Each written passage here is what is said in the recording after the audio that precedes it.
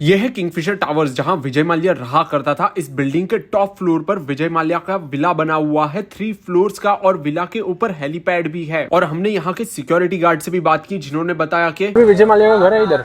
विजय माल्या का घर है, विजय माल्या नहीं है। तो आगे वीडियो में हम ये विजय माल्या का घर देखेंगे और समझेंगे कैसे इस घर को भी बैंक ने ऑक्शन कर दिया था लोन्स रिकवर करने के लिए। हाय गाइस, अभी हम लोग है ना बैंगलोर में है और मैं आज आपको है ना विजय माल्या की बिल्डिंग दिखाने वाला हूँ। ये जो आप मेरे पीछे ये पूरी बिल्डिंग देख रहे हो ना, इसका नाम है किंगफिशर टावर्स और यही है विजय माल्या की पूरी बिल्डिंग। ये बिल्डिंग के है ना टॉप फ्लोर पर विजय माल्या ने अपना है ना 2 फ्लोर्स का विला बना के रखा है। आप कभी सोच सकते हो बिल्डिंग के ऊपर विला खड़ा किया है विजय माल्या ने, जो कि है ना 150 करोड़ रुपीज प्राइस है वो विला की। तो आज के ब्लॉग में ना मैं आपको ये बिल्डिंग की सारी डिटेल्स देता हूँ। ये बिल्डिंग अंदर से कैसी है मैं आपको सारी चीजें दिखाता हूँ।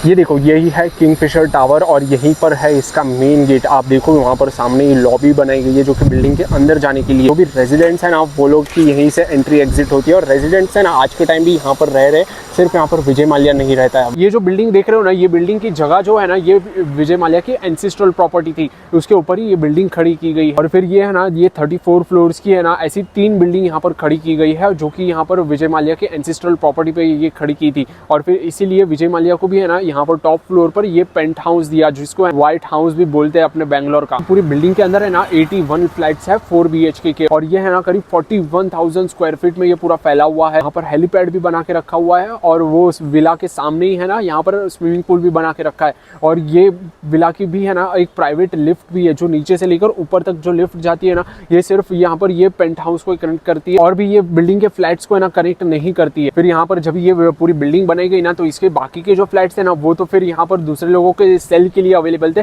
लेकिन फिर जो ऊपर की वाली विला थी ना वही सिर्फ यहाँ पर विजय माल्या की थी। और ऊपर वाली विला में विजय माल्या रहा करता था, और फिर नीचे वाले फ्लोर्स में बाकी के जो यहाँ पर जिन्होंने घर खरीदे वो लोग यहाँ पर रहते थे।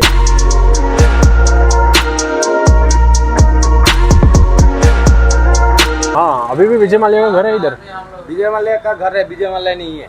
वो नहीं रहता अभी तो मतलब घर है या बेच दिया किसी को?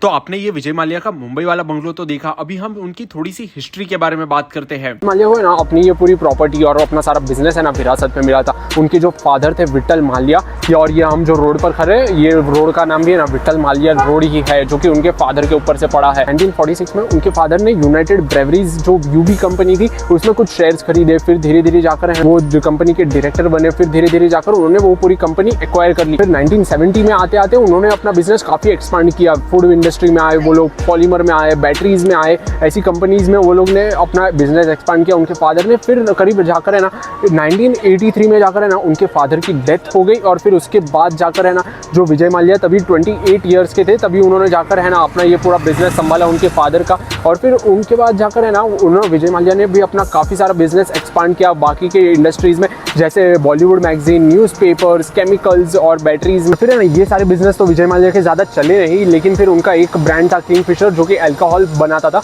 वो ब्रांड है ना उनका सबसे ज़्यादा फेमस हुआ और काफ़ी ज़्यादा चलने भी लगा। तब तक है ना विजय माल्या की टर्नओवर है ना करीब 300 करोड़ रुपए हो गई। किंगफिशर को प्रमोट करने के लिए उन्होंने अपनी एक IPL टीम भी खरीदी जो कि रॉयल चैलेंजर्स बैंगलोर भी थी, और ये देखो ये टावर भी बैंगलोर में ही है, तो वो भी लोकेटेड थे बैंगलोर में ही। लेकिन फिर उनकी एक गलती की वजह से ना उनका पूरा डाउनफॉल स्टार्ट हो गया। तो करीब 2005 में आते आते ना उन्होंने अपना बिजनेस एयरलाइंस इंडस्ट्री में स्टार्ट करने की सोची, और 2005 में उनके बेटे के बर्थडे पर उन्होंने ना किंगफिशर एयरलाइंस की शुरुआत की। ये किंगफिशर एयरलाइंस है ना वो काफ़ी कम रेट्स में काफ़ी लग्जरियस चीज़ें देते थे, जैसे ऑन बोर्ड फूड देते थे, लाइव एंटरटेनमेंट देते थे, अल्कोहल सर्व करते थे अपने प्लेन में। जैसे है ना उनको काफ़ी ज़्यादा खर्चा तो आता ही था, इसके लिए उन्होंने काफ़ी ज़्यादा लोन्स लिए बैंक से। अरे इसके एयरक्राफ्ट खराब हुए, फिर उसको रिपेयर करवाने में काफ़ी ज़्यादा कॉस्टिंग चली गई।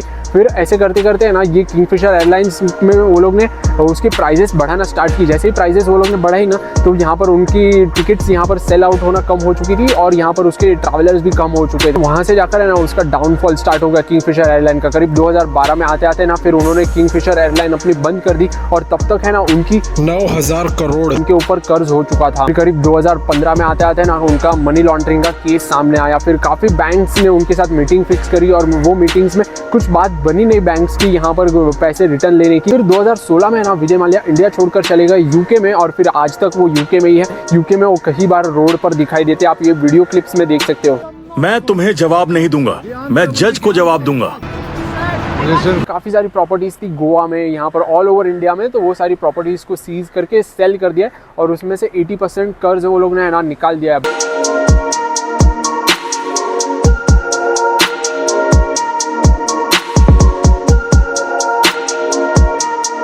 देखो यही कुछ जर्नी रही विजय माल्या की। और ये देखो ये आलिशान टावर भी है ना, उन्होंने यहाँ पर बनवाया था और ऊपर भी पेंट हाउस है ना, आज के टाइम पर तो खाली पड़ा हुआ है उनका, अभी कोई रहता नहीं है ऊपर के पेंट हाउस। देखो हालांकि विजय माल्या है ना एक बहुत ही अच्छे बिजनेसमैन भी थे, लेकिन उनकी कुछ गलतियों की वजह से, कुछ ऐसे उनके अमीर शौक थे उसकी वजह से वो काफ़ी ज़्यादा डूब गए आज के टाइम में। वाला ब्लॉग है ना हम यहीं पर एंड करते हैं। सो गाइस आपको ये ब्लॉग कैसा लगा मुझे नीचे कमेंट्स में जरूर बताना, और वीडियो पसंद आए तो लाइक भी जरूर कर देना। So guys stay safe, spread love and happiness, do whatever you want to do but don't do the wrong things. See you in the next video very soon, till that time good bye.